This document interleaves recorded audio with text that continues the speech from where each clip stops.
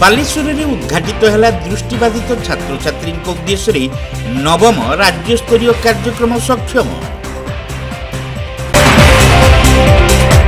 बालेश्वर देश विकास संगठन आनुकूल्य दृष्टिबाधित स्कूल छात्र छात्री को नहीं नवम सक्षम कार्यक्रम स्थानीय गांधी स्मृति भवन परिसर में उद्घाटित हो जाइछि। एने आयोजित कार्यक्रम को मुख्य अतिथि बालेश्वर पौराध्यक्ष सविता साहू उद्घाटन करथिले। देश विकास संगठन सभापति कृष्ण गोपाल पंडा पौरोहित्य आयोजित 2 दिनिया उत्सवर उद्घाटनी कार्यक्रम में बालेश्वर भद्रक केन्द्र समवाय बैंक सभापति गणेश प्रसाद महापात्र मुख्य वक्ता और उपखंड सामाजिक सुरक्षा अधिकारी पुष्पलता दीक्षित सम्मानित अतिथि भाव जोग देते। पारंपरिक उत्सव ठारू भिन्न भावे बारी होई पड़ुथुबा एही कार्यक्रम दृष्टिबाधित छात्र छात्री मानक अंतर्निहित कला और ज्ञान को परिप्रकाश करिबारे एक न्यारा उद्यम। एही कमलमती छात्र छात्री मानक समाजर मुख्य स्रोत में सामिल करने को सक्षम परिवारर दीर्घ वर्ष धरी प्रयास को अतिथि माने भूयसी प्रशंसा करथिले।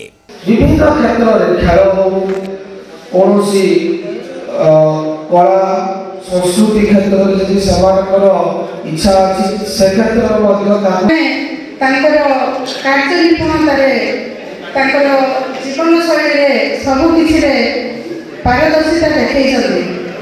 आम ए कथा आमर जो ब्लाइंड स्कूल अच्छा सहित जे पिला विभिन्न कॉलेज प्रिंसिपल लेक्चरशिप पाई